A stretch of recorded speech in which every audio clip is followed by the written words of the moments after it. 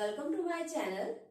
अपने आज के वीडियो में मैं आपको एजुकेशनल साइकोलॉजी की जो अध्ययन विधियां हैं, जो एजुकेशनल साइकोलॉजी की जो मेथड्स हैं, उसके बारे में थोड़ा सा आज फिर से बताऊंगी।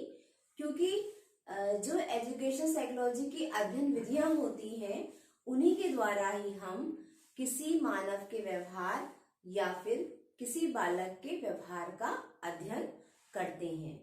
वैसे तो बहुत सारी अध्ययन विधियां हैं एजुकेशन साइकोलॉजी में, लेकिन जो मेन एजुकेशन साइकोलॉजी की जो अध्ययन विधियां हैं वो कुछ इस प्रकार से हैं। देखिए, मैंने यहाँ पे एक डायग्राम के थ्रू जो है वो study methods of education psychology को दिखाया है, जिसमें मुख्य रूप से एजुकेशन साइकोलॉजी की 3 विधियां होती हैं। पहली विधि है आपकी निरीक्षण विधि, ऑब्जर्वेशन मेथड जिसे कहते हैं। सेकंड है प्रयोगात्मक विधि और थर्ड है विवरणात्मक विधियां। इन तीनों विधियों में जो निरीक्षण विधि है वो 2 स्वरूपों में हमको मिलती है। उसको उस विधि के अंतर्गत 2 विधियां आती हैं। पहली विधि है अंतर्दर्शन विधि और दूसरी जो विधि है वो है बहिर्दर्शन विधि। इसी प्रकार से जो थर्ड विधि है मनोवैज्ञानिक विधियों में, विवरणात्मक जिसे हम कहते हैं, उसमें भी कई प्रकार की विधियां आती हैं, जिसमें पहली है जीवन इतिहास विधि। इसके थ्रू हम केस स्टडी के थ्रू बच्चे का व्यवहार का अध्ययन करते हैं। फिर आता है विकासात्मक विधि, किसके अंतर्गत? ये सब जो है ये विवरणात्मक विधियों के अंतर्गत आने वाली विधियां हैं। थर्ड जो है वो है तुलनात्मक विधि। इसमें हम 2 समूहों में या 2 व्यक्तियों के अंदर कंपेयर करके, व्यवहार की तुलना करके अपने जो निरीक्षण होते हैं करते हैं और उसके अध्ययन के आधार पे हम निष्कर्ष निकालते हैं। इसके बाद जो नेक्स्ट विधि आती है विवरणात्मक विधियों में ही, वो है मनोविश्लेषणात्मक विधि। फिर नेक्स्ट है नैदानिक विधि और लास्ट है सर्वेक्षण विधि। अध्ययन विधियां यानी कि मेथड्स जो है वो इस प्रकार से कार्य करते हैं कि हम प्रत्येक व्यवहार के तरीकों को अच्छे से समझ पाए और उनका निरीक्षण करके उनके निष्कर्ष निकाल पाए। तो जो पहली विधि है निरीक्षण विधि के अंतर्गत हम ऐसे नतीजों पे पहुंचते हैं, हम प्रत्येक व्यक्ति के व्यवहार का निरीक्षण करते हैं। तो जब हम निरीक्षण विधि के अंतर्गत व्यवहार का अध्ययन करते हैं, उसमें हम ऑब्जर्व करते हैं, प्रत्येक बालक के हर स्टेप को देखते हैं कि उसका क्या ढंग है, उसने कहाँ से उसकी कमी आई है, कहाँ उसका सुधार हो रहा है, कहाँ पे उसे और चीज में फोकस करने की जरूरत है, कहाँ हम उसकी बात का मूल्यांकन करेंगे या कहाँ पे हम उसको जो है वो सही मार्गदर्शन करेंगे, किस जगह पे बालक को सही मार्गदर्शन की जरूरत है। तो ऐसा ही कुछ निरीक्षण विधि में होता है।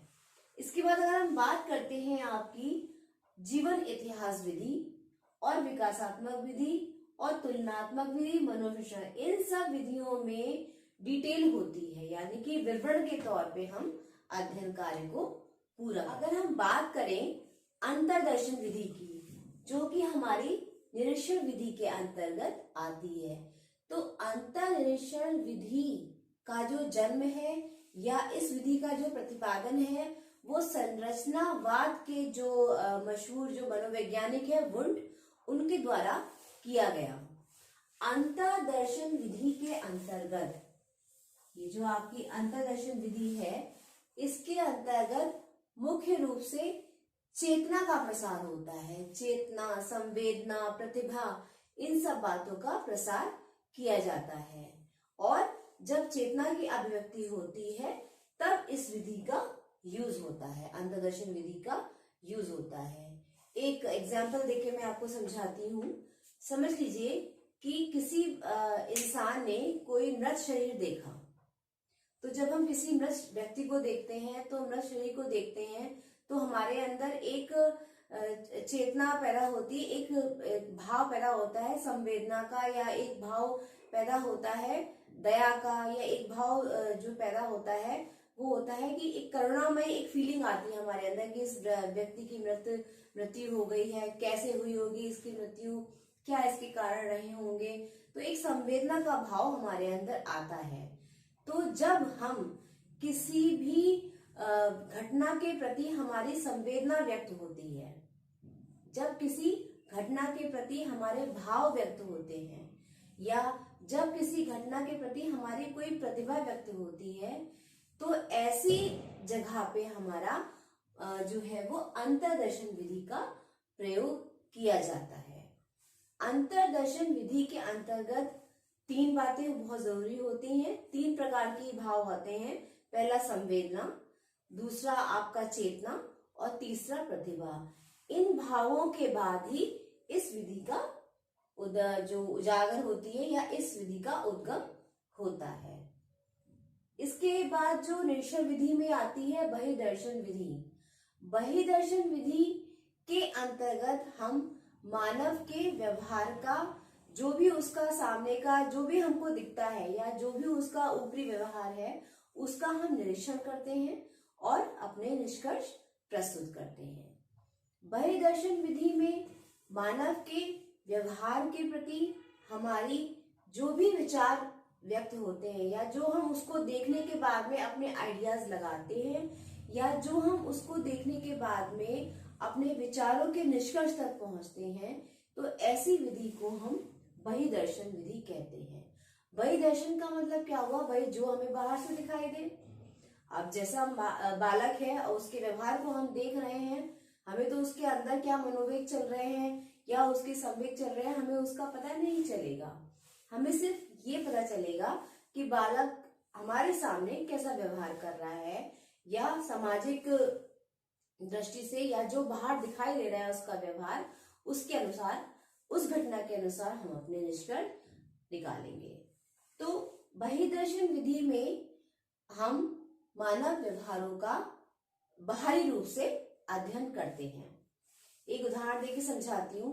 मान लो कोई व्यक्ति है, उसको गुस्सा आता है, बहुत गुस्सा आता है, वो बहुत क्रोध करता है। तो हमने उसका व्यवहार क्या देखा कि भाई ये मानव है या एक बच्चा है या कोई भी मनुष्य है, उसको बहुत ज्यादा क्रोध आता है। तो हम ये निरीक्षण करेंगे कि इस व्यक्ति को क्रोध क्यों आता है, कैसी ऐसी बात हो जाती है जो इसे क्रोध आता है, क्रोध आने के बाद इसके शारीरिक जो गतिविधियां हैं वो कैसी हो जाती हैं, या क्रोध आने पर उसकी मानसिक दशा कैसी हो जाती है ना। तो क्रोध हमें दिख रहा है, भाई उसकी अंदर की संवेदनाएं हैं वो तो अंतर्दर्शन में आ गई, और क्रोध जो है उसका ऊपरी व्यवहार है, तो हमको दिख गया कि ये व्यक्ति जो है, ये बालक जो है वो क्रोध कर रहा है। तो क्या उसकी मनोदशा होगी उस समय, कैसे उसका शारीरिक गतिशीलता रहेगी क्रोध के समय, या क्या उसका मानसिक जो स्थिति है वो उस समय कैसी होगी। तो इन सब बातों का पता हम किसके थ्रू लगाएंगे? इन सब बातों का पता हम लगाएंगे बहिर्दर्शन विधि के अंतर्गत। हो सकता है कि जब व्यक्ति को क्रोध आता है तो उसको बहुत सर में दर्द हो, या जब क्रोध आता है तो उसको बहुत ज्यादा उसकी आंखें लाल हो जाए, उसकी भौहें टेढ़ी हो जाए, उसको पसीना आ जाए, या वो कुछ ऐसे व्यवहार करे जो कि दूसरों को परेशान करने वाले हों। तो ये निष्कर्ष निकल जाते हैं कि व्यक्ति को यदि क्रोध आया तो उसने ऐसा व्यवहार करा, उसकी मानसिक दशा ऐसी हो गई, उसकी शारीरिक दशा में ये परिवर्तन आए, और जब क्रोध शांत हुआ तो उसकी उस समय ये स्थिति थी। इन सभी बाहरी व्यवहारों का अध्ययन हम बहिर्दर्शन विधि के अंतर्गत करते हैं। तो निरीक्षण विधि में 2 विधियां हो गई, पहली अंतर्दर्शन विधि और दूसरा हो गई आपकी बहिर्दर्शन विधि। इसके बाद जो नेक्स्ट विधि है वो आती है आपकी जीवन इतिहास विधि, यानी कि case study method. Case study method के अंतर्गत हम किसी व्यक्ति विशेष या समूह विशेष या कोई भी ऐसा जो खास उसका विशेषता होती है उसके बारे में अध्ययन करके हम पता लगाते हैं कि इसके जीवन का क्या उद्देश्य रहा या इसके जीवन में क्या क्या बातें घटित हुई। केस स्टडी जो मेथड है उसके अंतर्गत हम या तो हम किसी प्रतिभाशाली व्यक्ति के बारे में अध्ययन करते हैं या कोई जो बहुत ही क्या कहते हैं उसको, जो समाज के लिए जो बहुत ही परेशान करने वाले लोग होते हैं उनका अध्ययन करते हैं, या किसी कुपोषण वाला व्यक्ति है उसका अध्ययन करते हैं, या बालक मंद बुद्धि है, या बालक बहुत ही डल है। तो उस टाइप से ऐसे ऐसे जो विशेषताएं होती हैं, जो भी ऐसी ऐसी बातें होती हैं, उनके बारे में हम केस स्टडी करते हैं। केस स्टडी के अंतर्गत हम बालक के स्टार्ट से लेके और एंड तक के सारे क्रियाकलापों को समझते हैं और उसके बाद में हम निष्कर्ष निकालते हैं। केस स्टडी में सबसे मेन बात ये होती है कि इसमें किसी भी बालक की समस्या को लेके हम उसका अध्ययन करते हैं। अगर बालक प्रतिभाशाली है तो उसका भी केस स्टडी हो सकता है। अगर बालक बहुत ही शारीरिक या मानसिक रूप से विकलांग है या बहुत ही पढ़ाई में पिछड़ा हुआ है, उसका भी अध्ययन संभव है केस स्टडी से। या फिर किसी ऐसा कोई खास, जो किसी ने कोई अचीवमेंट करा हो अपनी लाइफ में या कुछ खास किसी का कुछ रहा हो, उसके बारे में भी हम उसके जीवन इतिहास का वर्णन कर सकते हैं जीवन इतिहास विधि के थ्रू। जब हम किसी कमजोर व्यक्ति का या किसी पिछले व्यक्ति का या किसी पिछले बालक का अध्ययन करते हैं तो हम एक फाइल बनाते हैं। ये केस स्टडी की फाइल जो है एजुकेशन के एरिया में कई जगह बनती है। बीएड में भी बनती है, एमएड में भी बनती है, कुछ बीए एमए के क्लासेस हैं उसमें भी बनती है। तो ये केस स्टडी विधि जो है वो मनोविज्ञान में बहुत ज्यादा काम आती है और इसका बहुत ज्यादा उपयोग होता है, क्योंकि हम बच्चे के जीवन इतिहास को पूरा उसमें उल्लेख करते हैं। तो जीवन इतिहास विधि के अंतर्गत क्या क्या घटना हुई, मान लो बालक कमजोर है या उसकी आईक्यू बहुत ही कमजोर है या वो पिछड़ा हुआ है, तो हम उसकी पारिवारिक दशा क्या थी, वो कौन से बैकग्राउंड से है, क्या उसके इंटरेस्ट है, कैसे वो सीखता है, क्या विद्यालय में उसका बिहेव है लोगों का, उसके लिए, उसके टीचर का, उसके बच्चों का। तो वो सारी घटनाओं को हम एक फाइल में कलेक्ट करते हैं और डेटा कलेक्टिंग के बाद में या जो भी उसका कलेक्शन होता है उसके बाद में हम निष्कर्ष निकालते हैं। केस स्टडी में घटनाओं का बहुत बड़ा महत्व है। केस स्टडी में हर एक जो अचीवमेंट है या हर एक जो घटना है वो उस बालक की केस स्टडी में बहुत ही हेल्प करती है। अब बात करते हैं विकासात्मक विधि की।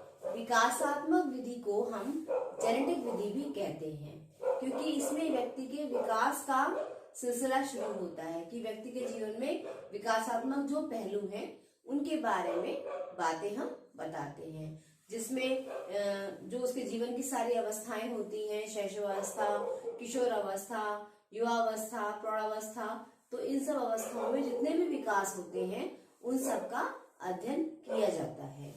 क्योंकि विकासात्मक विधि में हम बालक के विकास की बात करते हैं तो इसमें कुछ ऐसी घटनाओं का भी उल्लेख होता है या कुछ ऐसी विधियों का भी उल्लेख करता है जो विकास के लिए उत्तरदायी होती हैं, जिनमें विकासात्मक पहलुओं पे प्रकाश डाला जाता है।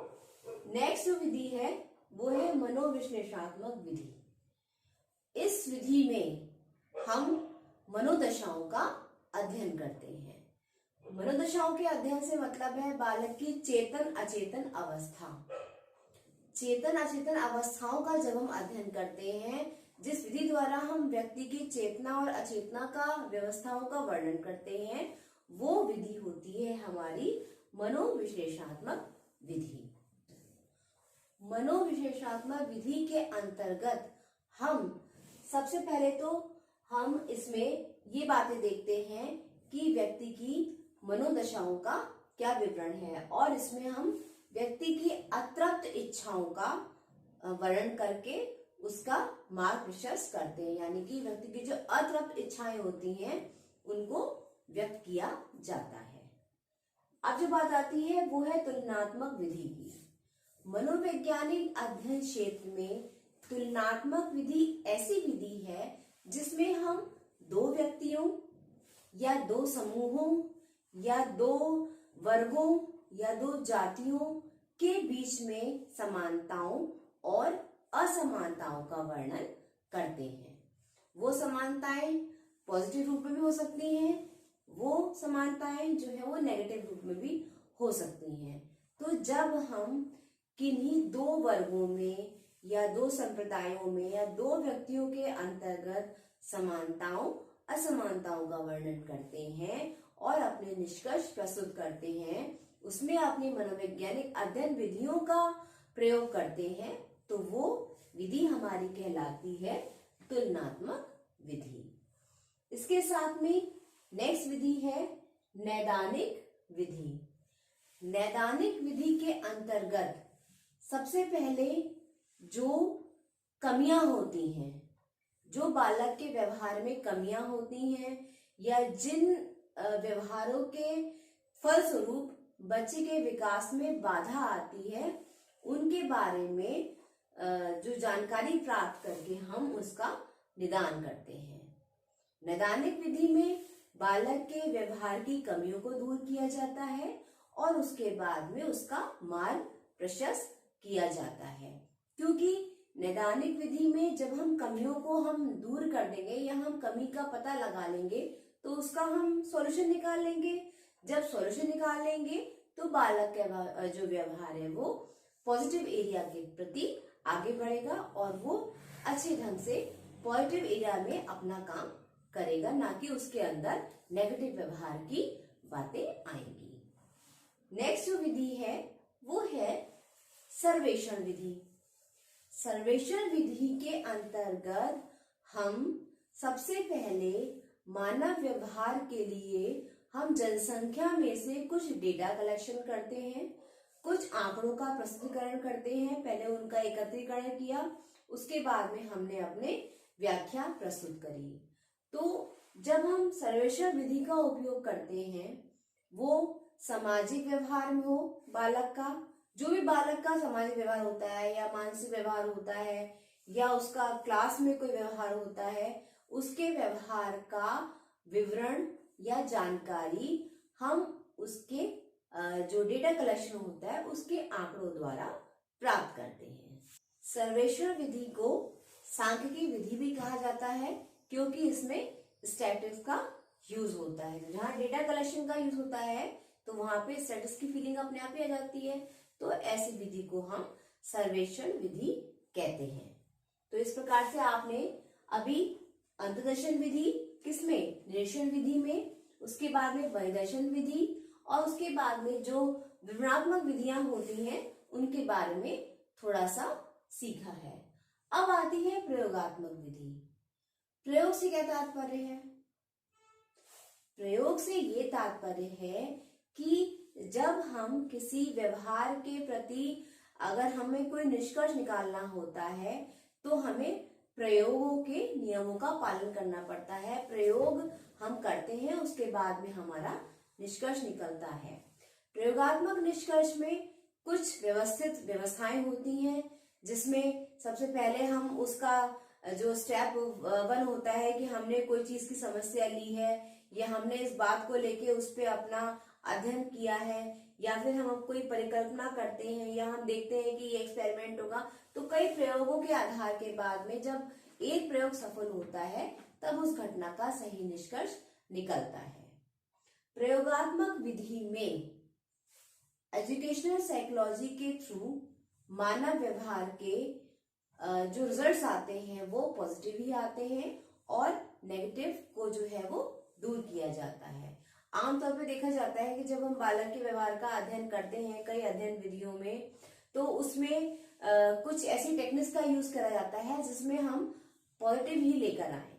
तो आता तो हमारा कोशिश तो पूरी है कि हम इन अध्ययन विधियों से बालक के व्यवहार का पॉजिटिव अध्ययन करें और उसका सकारात्मक पहलू हमारे सामने प्रस्तुत हो और बालक का विकास हो। मनोविज्ञान के अध्ययन का जो मूल एम है, जो लक्ष्य है, वो ये है कि हम सकारात्मक पहलुओं पर अध्ययन करें, हम पॉजिटिव एरिया की तरफ जाएं। बहुत सारी अध्ययन विधियां हैं, जैसे कि सर्वेक्षण विधि में हम क्वेश्चनर लगाते हैं, इंटरव्यूज करते हैं और भी कई अपने टेक्निक्स को यूज करते हैं। अब इन विधियों के अंदर कई टेक्निक्स भी यूज होती हैं, इन विधियों में भी कई टेक्निक यूज होती हैं। तो जब हम टेक्निक का यूज करते हैं, चाहे मनोविज्ञान की विधियों में कितनी टेक्निक लगा ले या हम किसी भी विधि का किसी भी व्यवहार के प्रति हम उपयोग कर ले, हमारी कोशिश ये रहेगी कि बच्चे का विकास जो है वो सकारात्मकता की तरफ हो, उसका विकास जो है हमेशा पॉजिटिव ही जाए। चाहे वो आपकी निश्चित विधियां हो, चाहे वो आपकी प्रयोगात्मक विधियां हो, या चाहे वो आपकी विवरणात्मक विधियां हो। तो अध्ययन विधियों से आज हमने थोड़ा सा किस टाइप से हम बालक के व्यवहार का अध्ययन कर सकते हैं ये समझा। अपनी नेक्स्ट वीडियो में मैं कुछ और टेक्निक्स लेके, जो साइकोलॉजी की टेक्निक्स हैं उसके बारे में मैं बताऊंगी। और मेरे चैनल को आप यूं ही लाइक करिए, सब्सक्राइब करिए, शेयर करिए और मेरे एजुकेशन के एरिया को अपना जो है वो साथ दीजिए और अपने नॉलेज को बढ़ाइए। Thank you.